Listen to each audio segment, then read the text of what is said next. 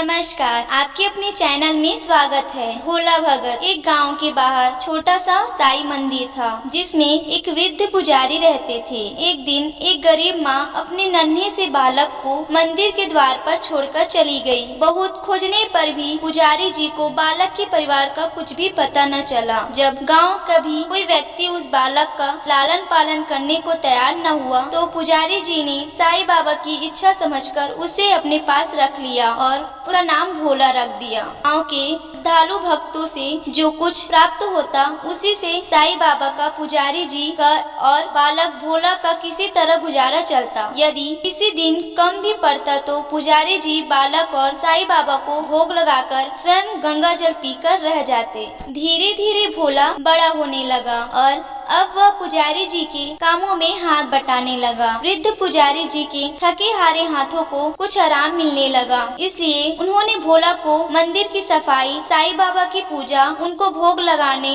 और उनकी आरती करने की विधि अच्छी प्रकार समझा दी। अब वे स्वयं साईं बाबा के नाम जप और सरकी रतन में समय व्यतीत करने लगे। एक दिन साईं बाबा के मंगलकारी नाम जय साईं राम का जप करते हुए ही उनके प्राण छूट गए। अब बालक भोला का इस संसार में साईं बाबा के सिवा और कोई सहारा नहीं रहा। उसने पुजारी जी की ये 3 बातें कभी नहीं भूली। पहला, साईं बाबा ताजी गर्म रसोई का ही भोग लगाना। दूसरा, साईं बाबा को भोग लगाए बिना स्वयं कुछ भी नहीं खाना।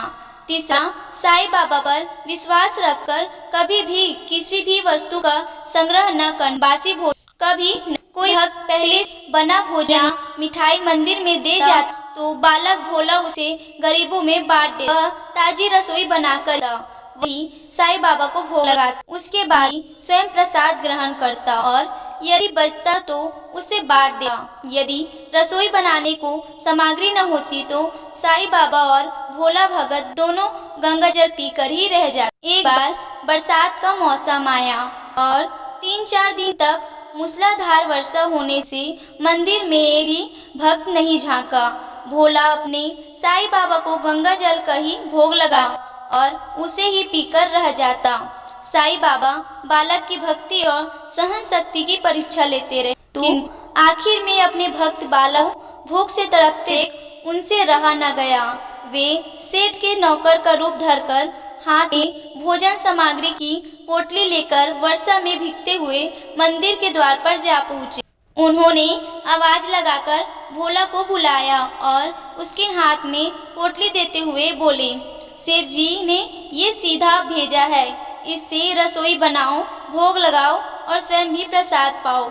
मैं कल फिर आऊंगा। दियों के धुएं में गर्म रसोई बनाकर साईं बाबा को भोग लगाया। पूरे बरसात के मौसम में साईं बाबा नौकर के वेश में भोला भगत को सीधा देने आते रहे और स्वयं भी गर्मा गर्म रसोई का भोग पाते रहे। एक दिन भोला भगत ने सोचा कि सेठ जी को सीधा भेजते हुए 4 महीने हो चले हैं, किंतु वे स्वयं कभी मंदिर में साईं बाबा का प्रसाद ग्रहण करने नहीं आए। अगले दिन जब साईं बाबा नौकर के वेश में सीधे पोटली देने आए तो भोला भगत उनसे बोला, भाई तुम्हारे इतने धर्मात्मा सेठ जी कभी स्वयं मंदिर में प्रसाद लेने नहीं आए, इस कारण मेरा हृदय अत्यंत दुखित हो रहा है। अपने सेठ जी से कहना कि कल वे भी मंदिर में प्रसाद ग्रहण करने अवश्य पधारे। भक्त की बात सुनकर नौकर बने साईं बाबा चौंकर घबरा उठे और बोले, पुजारी जी, सेठ जी मेरे द्वारा आपको सीधा भेजते हैं, आप इससे साईं बाबा को भी भोग लगा लेते हैं और स्वयं भी प्रसाद पाते हैं, फिर सेठ जी को बीच में बुलाने की क्या जरूरत है? जैसा चल रहा है वैसे ही चलने दीजिए ना। भोला बोला, ऐसे कैसे चलने दूं? आपके धर्मात्मा सेठ जी इतने दिनों से सीधा भेज रहे हैं, क्या मैं उन्हें साईं बाबा का प्रसाद देने का अपना कर्तव्य भी पूरा न करूं? मैं किसी का उधार खाने वाले नहीं हूँ। अपने सेठ जी से कह देना कि यदि कल साईं बाबा का प्रसाद ग्रहण करने न पधारे तो मैं उनका सीधा राशन लेना बंद कर दूंगा। नौकर बने साईं बाबा तो अपने भोले भगत की अकड़ देखकर कांप उठे और यह सोचकर मन ही मन हंसे कि वाह,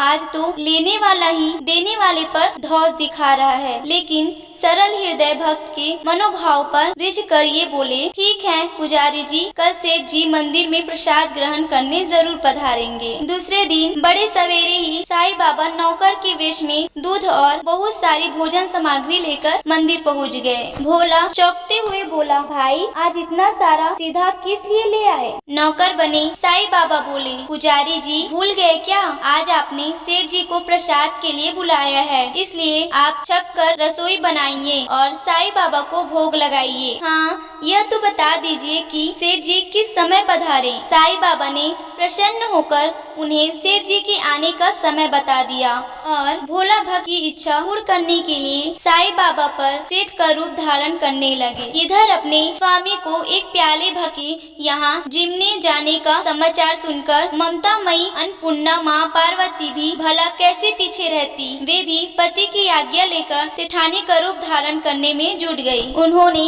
एक मखमल का सुंदर कुर्ता धारण कर लिया और ऊपर से एक सुंदर रंग बिरंगी पगड़ी पहन ली। साईं बाबा ने अपने पैरों में रेशमी जूतियां धारण कर ली। भोला भगत आज सुबह से ही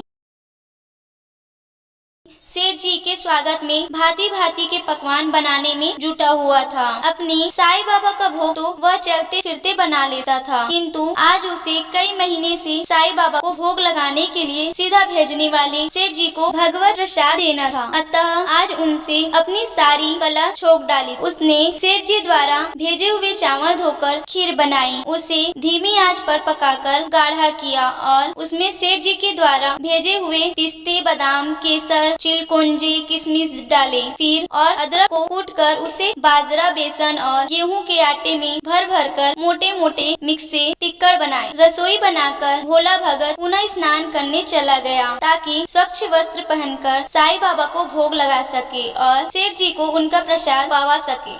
जब भोला भगत स्नान करके लौटा तो देखा सेठ जी प्रसाद ग्रहण करने के लिए आए। भोला ने उन्हें आसन देकर बैठाया और बोला, मैं अभी बाबा को भोग लगाकर आता हूँ, फिर आपको प्रसाद परोसूंगा। भावना के भूखे साईं बाबा से भूख सहन नहीं हो पा रही थी, इसलिए वे बोले, पुजारी जी साईं बाबा को जल्दी से भोग लगाइए, मुझसे भूख सहन नहीं होती। भोला भगत बोला, सेठ जी भूख तो मुझे भी बड़े जोर से लग रही है, किंतु मैं अपनी भूख के कारण साईं बाबा को भोग लगाना नहीं भूलता। यदि दुनिया के सारे लोग इसी तरह अपनी भूख के लिए साईं बाबा को भोग लगाना भूल जाएं, तो साईं बाबा तो भूखे ही मर जाएंगे। सेठ जी बने साईं बाबा का एक पत्तल उठाते हुए बोले, पुजारी जी आप भोग लगाइए, इधर मैं पत्तल परोस लेता हूँ, मुझसे भूख सहन नहीं हो पा रही है। भोला भगत सेठ जी के बने साईं बाबा को डांटते हुए बोला, सेठ जी साईं बाबा के काम में ना तो जल्दीबाजी चलती है और न कंजूसी। मैं जब तक साईं बाबा को भोग नहीं लगा लेता,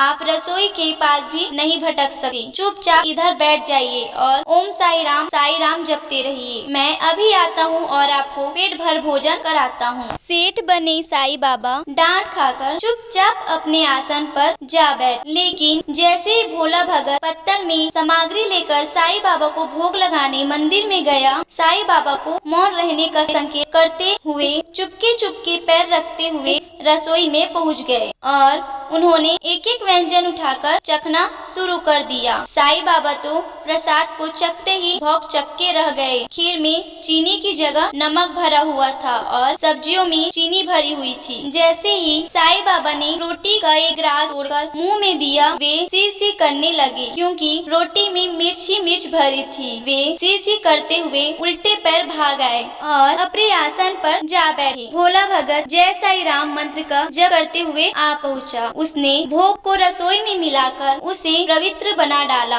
और फिर सेठ जी के सामने पत्तल परोसकर हाथ जोड़कर बोला, सेठ जी अब आप जी भरकर प्रसाद पाइए। साईं बाबा तो अभी अभी भक्ति से भी जोरदार उसके हाथ की बनी हुई रसोई चख चुके थे, अतः उसे जिस्म की बात सुनकर उनके पसीने छूटने लगे। भोला को सेठ जी की ढील बर्दाश्त नहीं हुई और बोला, सेठ जी अब क्या हो गया आपको? अभी अभी तो इतनी उतावली मचा रहे थे, अब क्यों नहीं जिमते? आप जिमोगे तभी तो माता जी भी प्रसाद ग्रहण करेगी और फिर मैं भी प्रसाद पाऊंगा। भोला की ललकार सुनकर साईं बाबा ने चुपचाप खीर का कुल्हाड़ उठाया और सारी नमकीन खीर गटागट पी गए। कुल्हाड़ खाली होने की देर थी कि भोला ने उसे झट से भर दिया। अपने प्रिय भक्त के हाथों परोसे हुए भोग में साईं बाबा को आज दुगना स्वाद आने लगा। भोला परोसता गया और साईं बाबा पीते गए। जब सारी रसोई समाप्त हो गई तो साईं बाबा ने एक जोर की डकार ली। भोला को होश आया और बोला, वाह सेठ जी वाह, मैं ही बावला था